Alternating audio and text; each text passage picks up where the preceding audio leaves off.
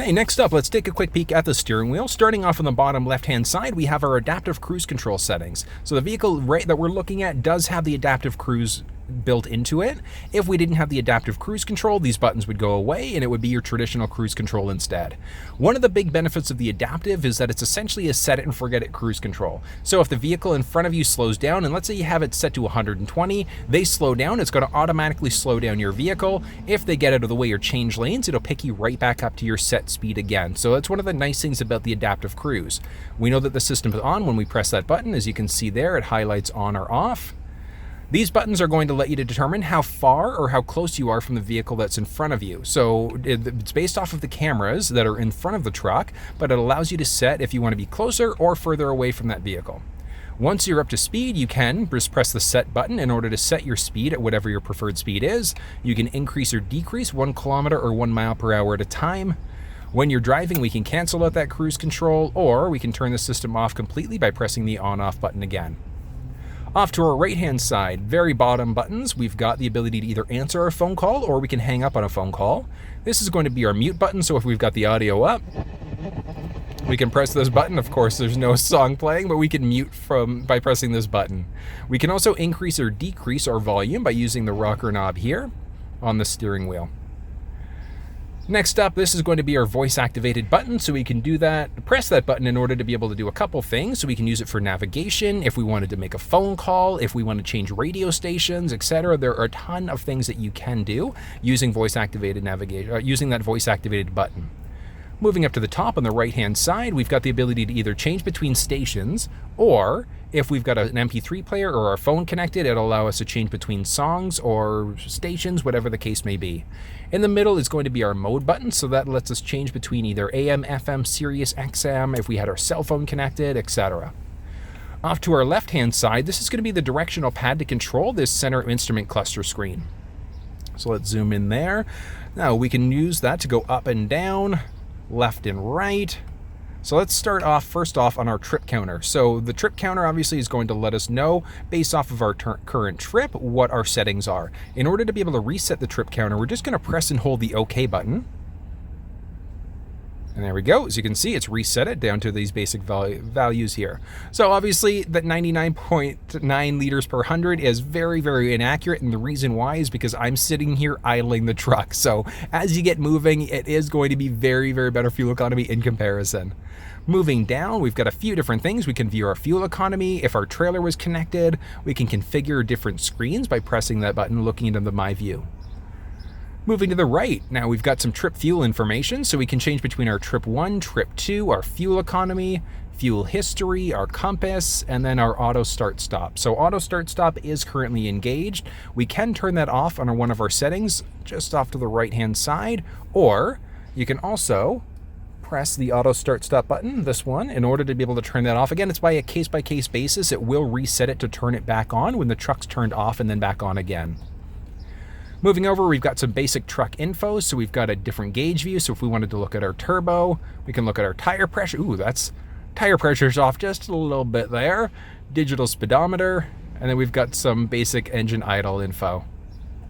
Moving to the right again, we've got towing information. So we've got our current towing status, our trailer information. Obviously no trailer is currently connected, which is why it's showing no information there. Trailer setup. One of the big reasons why you would want to do this, a couple different things. So with the Lariat, we've got the blind spot indicating system. So these little guys, which are going to come standard. So when somebody's entered the blind spot on either side of the truck, it's going to highlight orange, letting us know that somebody's entered our blind spot. When you have the trailer dimensions set up, it's going to extend that blind spot to cover the trailer dimensions as well. So if somebody has entered the blind spot on the trailer, it will indicate orange, letting you know that somebody's entered your blind spot. So I absolutely recommend setting your trailer dimensions up in this towing menu here. One more over, we've got our off-road, so off-road status and power distribution, very, very useful if you're using off-roading if you're using the truck to do some off-roading. And moving over to our settings. So basic settings, we've got a ton of things to cover off. Very first one is going to be our cross-traffic alert. So if there's a vehicle coming perpendicular, so either from the left or from the right, we're going to get an indication letting us know that there's a potential collision. Driver alert is tied into our lane keeping system. So if we get too many alerts with our lane keeping system letting us know that we're veering over into a lane without signaling, the vehicle is going to tell us that we should probably rest. The rear parking aid is that beeping that we get as we back up.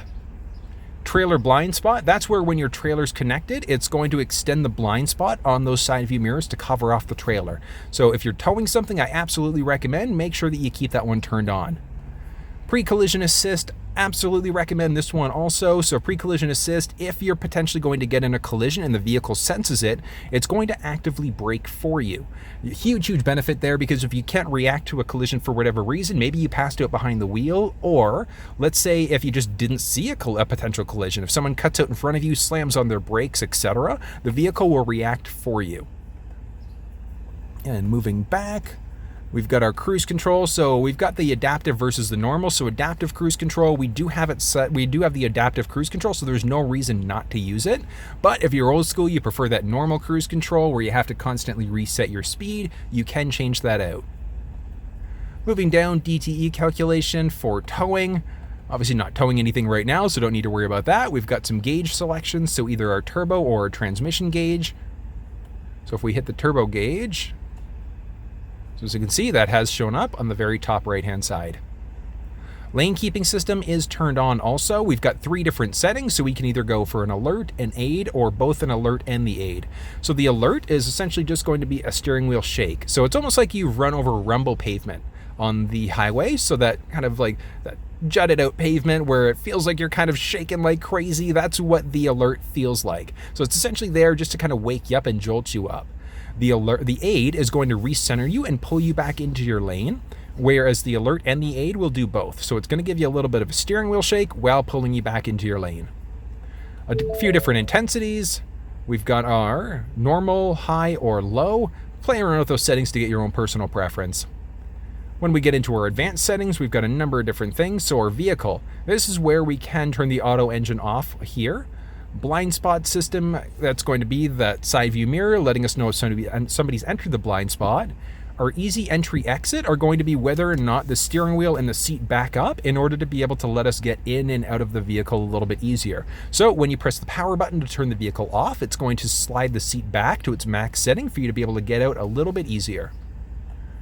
Lighting are going to be, so a couple of things. We've got our auto high beams. I absolutely recommend keeping this one turned on. Can you pull the stick to turn the high beams on? Absolutely, but with auto high beams, it's automatically going to turn the high beams on and then dim them as necessary. So if the car senses an oncoming vehicle at night and it's got the high beams on, it'll automatically start to dim them before turning them off and then flipping them right back on automatically for you.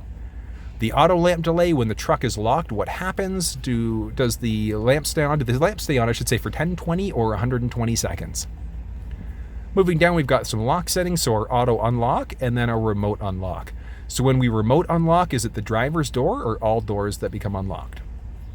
Oil life reset, pretty straightforward. When you have an oil change done, that's going to reset. Alarm, all sensors, perimeter sensors. So all sensors are going to be the exterior and the interior sensors versus our perimeter. So those are going to be just the outside sensors.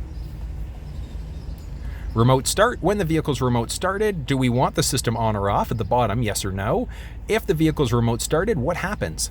Climate control, is that going to come on? Yes. Auto setting, which means that the vehicle is automatically going to determine what the cabin temperature should be versus our last setting. So when the truck was last turned off, what were the settings that it was turned to? Front seats and wheel, do we want our heated steering wheel to come on or our heated or cooled seats if those were on previously? And then how long does the remote start last for? 5, 10, or 15 minutes? Moving down, we've got our wiper control. So courtesy wipe, when the truck's first turned on, it's going to give us one wipe. I do recommend keeping that one off, especially during the winter months. And then we've got our rain sensing wipers also. So the rain sensing wipers, essentially the vehicle is going to determine how fast or slow the windshield wipers should be going. We do have the ability to use our left stick in order to be able to adjust the windshield wipers from there. There we go, we've got this button just on the very end. That's going to be for our windshield wiper fluid. And that's going to be our basic vehicle settings. My key allows you to set up certain limitations for a specific key. Where that comes into play is, let's say if you're lending the vehicle out, you don't want people to go more than 100 kilometers an hour, you can essentially limit the speed using the My Key settings. That's going to be the basics for our settings.